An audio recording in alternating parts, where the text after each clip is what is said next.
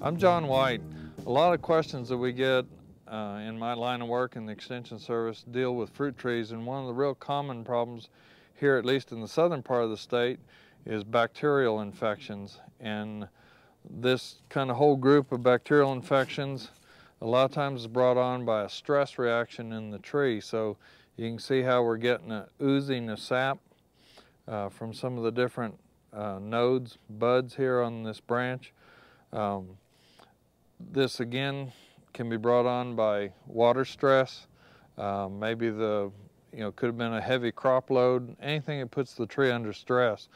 And the tree is more susceptible to different forms of infection, either from disease or insect. There's not really a whole lot that you can do here. If this branch can be pruned off without ruining the structure of the tree, it can be pruned off. A lot of times a dormant oil spray using a copper fungicide in with the dormant mix, spraying the tree, make sure that you do a good job of covering the entire tree, will help a little bit in the spreading of the bacteria because it can spread easily. But trying to bring the tree back to health, making sure that it is getting proper watering, proper fertilization, is being pruned and the crop loads being regulated is probably the best way to take care of this problem. Another question we get a lot of is newly planted landscape material. This is a live Christmas tree, or a tree that was sold during the Christmas season as a live Christmas tree. It was put into the ground and then has exhibited a lot of dieback and browning, and they were kind of wondering what's happening on it.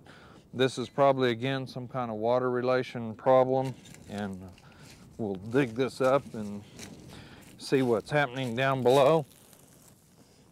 And as you can see how this plant has coming up out of the ground, that it's still in its basic root shape. You can see that this area was not teased or scored, where a lot of these roots can grow out into the new native soil. And the difference between this soil and this soil a lot of times will create water penetration problems. So this soil is fairly dry.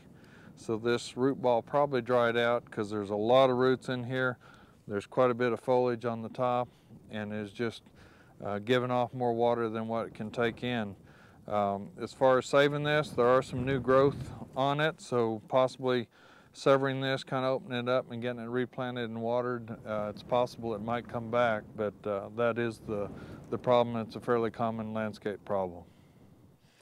Another question we get a lot is how to start a compost pile.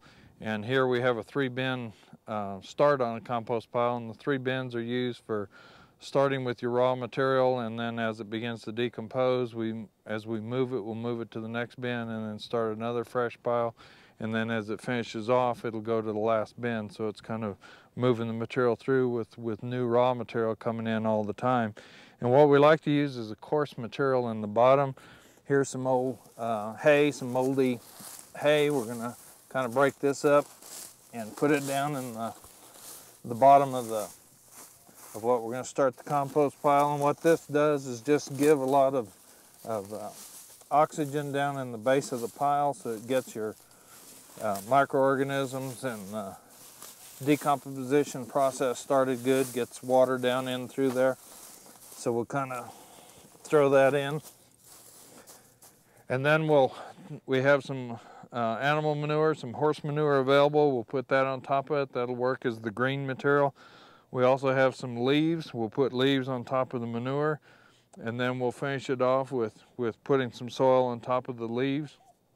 And then we'll moisten everything, or we can moisten it as we put the materials on. But it is important to get the pile soaked down good and keep it moist, because one of the big problems here in the Southwest is that our piles do dry out. So we want to keep the moisture in the compost pile and get this pile working and turn it maybe every 2 weeks.